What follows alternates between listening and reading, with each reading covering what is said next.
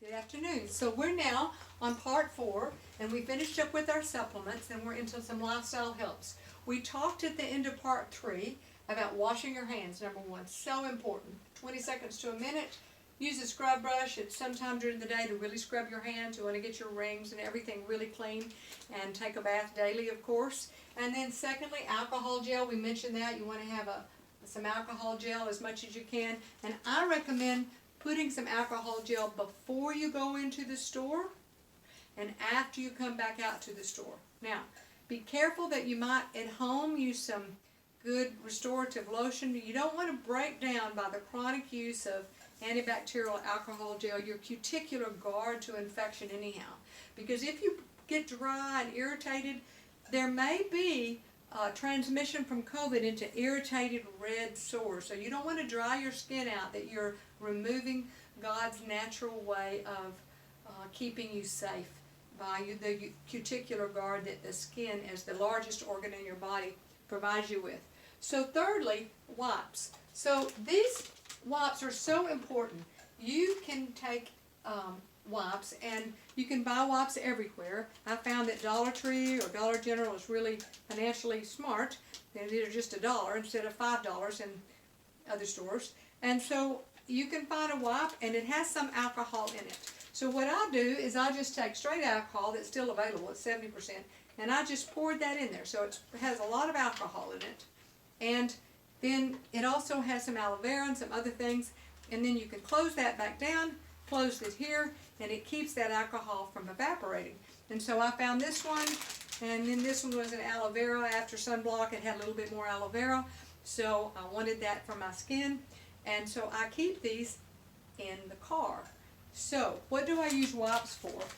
When I want to go to the gas pump, I'm going to take that wipe and use the gas pump. When I go through a door, I'll take a wipe in my hand to go through the door to the grocery store or bank or whatever else, just to be cognizant of that. Or I may remember to try to open as many doors as I can with my elbow. Then doorknobs, anywhere, we've already mentioned that. Your car door, you want to wipe your handle down at least 2 or 3 times a day, or keep a wipe down, and then so that you're not touching that or someone else and you forget and you brought your germ from somewhere else onto that door. Because remember, 48 hours on stainless steel. And on your steering wheel, you don't realize it if you haven't worn gloves, and we're going to talk about gloves in a minute, but if you brought it in and you put it on your steering wheel, it lasts 72 hours on plastic. And we don't really know how long it lives on the foam, but you just put it on your car steering wheel to clean it up a little bit, and on the grocery cart. Now, I thought of something else if it becomes really hard to find these. In a pinch, you can always find some inexpensive dollar perfume, or at thrift stores, some perfume. Perfume, especially the cheap kind, is really high in alcohol.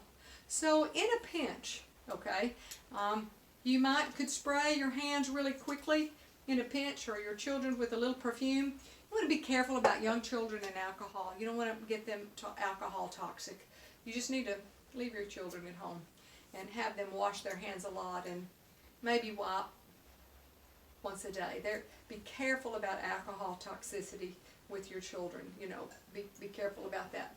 But I just thought, in a pinch, I'm going to keep it around, and you can just spray it on your fingers and kind of rub that. And because alcohol strips that COVID virus of the fatty covering and makes it hard for that virus to be infectious. So that's one way to do that.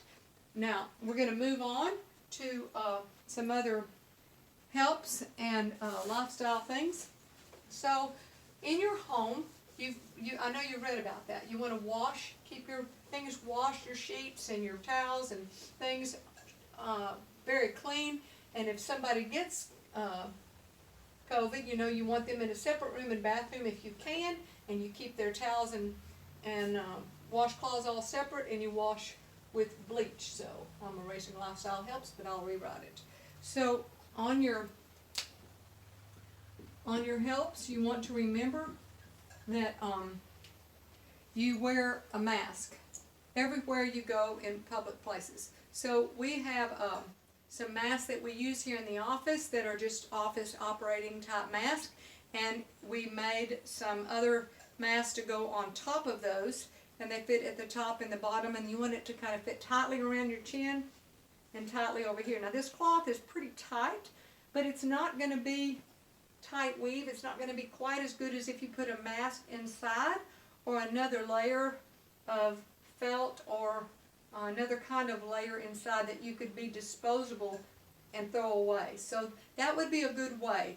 One of our patients made this nice mask, and you can find lots of where she made it where the patient's wife, there's a little place to put in that inner lining, and you could take that out. But to keep this clean, you could also put a little place where you put the lining here right inside, and you want to be sure that, again, that it fits tight above here and below here.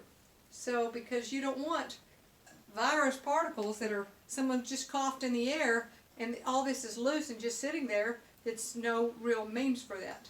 Now, I don't have it here, but I do have it. You can buy those clear glasses, plastic glasses, that fit right up to your brow, right on your orbital bone, and move out. Or you can get a plastic and paste it on a bandeau. You could do a bandeau here with a plastic shield that comes down. It doesn't prevent viral particles coming in, but it does prevent someone directly coughing in a viral particle straight on your eyes and your nose. So they do make surgical masks that I have a couple, but you can find the mask where the top part has a little plastic shield. It doesn't offer complete, but it does offer some. So those help your eyes. Now, gloves. You can buy plastic gloves. You can buy the paint gloves at Lowe's or Home Depot, at other paint stores. Now, they make paint gloves. I would really recommend that these are going to be used through and hard to replenish. You can find packages of 12 pair of thick cotton gloves. They're comfortable and they're thick. And you can get those at the farm and ranch stores or the garden stores, and you could color code them. You could sew some different color code threads for different members of your family, or you could just wear one pair a day, and then you take them home. When you walk in the home, the first thing you do is you go to a place where you have your own basket to put them in, and you're not handling them, and straight from there to wash your hands. And it's a little protected to put, again, hand gel on top of that, okay, just around your home. But then you can wash those white cotton gloves with hot water and bleach, and that would be an excellent way. And again, always take some time to go over these things that you're learning with your family, and encourage your children. Develop some times where you're rewarding your children when you see them do well, when you see them putting on their gloves to go outside, and policing each other about not touching their hands to your face, even what I just did to move my hair out of my face. You just want to help them with things. And if you get little fancy clips, hair clips, pull their hair out so they're not touching their hair to pull it back. Pull it back with a clip. And you want to reward them. And there was an article written about why do people touch their hands to your face, and some of that they said was self-soothing. So, think outside the box. You can keep a little teddy bear around or something, and if one of your children has a hard time with it, say, I want you to keep your teddy bear with you, and we're going to work really hard at never touching your face, and give them a reward for that. Read them a story at night. It's the best thing they like anyhow. So do that, and love your children, and if you're, you want to make sure that in your home, if you stayed clean, you're encouraging your children to take their own initiative day in and day out. And then I think that you can also say these are such positive ways for the rest of your life to be less sick, keep more disease free. Keep your hands clean, wash after you touch surfaces, wear gloves often. That's why the people in the late 1880s and early 1900s wore gloves before penicillin. They wore gloves for everything. They wore gloves because they knew Lister had discovered that it was the germs were handed to one another via the hand and coughing. And so they didn't shake hands, and they wore gloves everywhere. So we may have to adopt more of those positive ways of staying healthy. So I would really recommend that you get some fabric gloves and start using those. Now, one other thing that I did that I'm going to talk to you about today is let me write up here. We've talked about mask, and you can make your own, and you can line them with removable liners to stay clean. To remove that, and you want them to fit tight. We talked about gloves, and then wash your surfaces. Find some good Clorox or some Lysol. Keep some in the house, and remember they live a long time on stainless steel and in your bathroom. Put these easily accessible everywhere in your house, and teach your children after they before they take a bath and in the evening to clean the bathroom, clean the shower, clean around the commode, clean their bathroom. You can alternate, again, set up a schedule, and kids love schedules. Put it on the door, have them check it off, and reward them for it, love them for it. Now, so mask and gloves, and then cleaners. And again, involve your children in this. Don't be the one that you have to do it. Involve them as a teamwork. Work out a schedule and work out a way that you get family time together and you get to take a walk and do something. So one of the things I thought about was that you get a lot of respiratory viruses, COVID included, through nasal mucosa. Not just through touching it, but breathing it. And even though you have a mask, you're not keeping everything away from it. So you can get a nose spray called X-Clear. And I'm going to write the name of it. I believe it's $9.98. It may have gone up in COVID. But it has two things in it. It's preserved with grapefruit seed extract. But it has, these are the things that are in it. Xylitol are in it. And xylitol is a natural sugar, but it's not a sugar that it kills bacteria. So it's in dentine gum, and it's what's been used for years to kill mouth bacteria. So, but interestingly, research shows that xylitol decreases the ability for the virus to attach through the nasal mucosa. Well, that is wonderful. That is just great.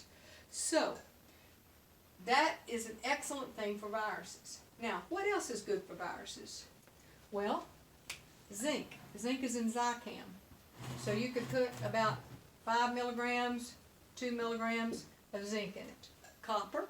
We know that copper is antiviral, and they can't live long on copper. So you can put copper in a nasal spray. And then we also know that colloidal silver is very antiviral. Again, it makes sense that it would be because, and it's shown to be, that these are all metals. So colloidal silver, and you can get colloidal copper, colloidal silver, and it's clear. It's not dark. You're not going to turn your nose purple. And you can find colloidal copper, or you could just get a little copper pill and dissolve it. But if you had a nasal spray, what else is in this nasal spray? No chemicals, no astringents or vasoconstrictors like Afrin. No, you don't want that. It's simple saline, just a saline spray. Now, X-Clear is $9.98 a bottle or more, I don't know, and it's good. It has this in here. But if you could get a plain nasal spray, just a plain nasal spray that's only saline, or make it a nasal spray, just saline. And you could make it with ocean spray, or you could make it with distilled water, 2 cups of distilled water, a teaspoon of sea salt, and 1/4 teaspoon of baking soda. That makes you something you can gargle with, or put in a nose spray, or even put it in your eyes if you're careful.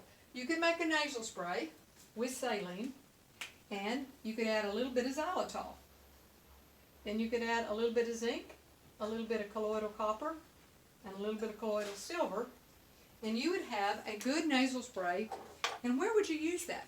Well, since it decreases viral adhesion, I think it's a great idea to spray it before you go into the doctor's office, the bank, the grocery store. So I made that, and here are my sprays. I made those for 1 each of all my family. I just lined it up. I just bought these at Dollar Tree, and they're just simple saline, and they got a preservative in there, but I don't really care about that. It's fine. And then I added these things to it.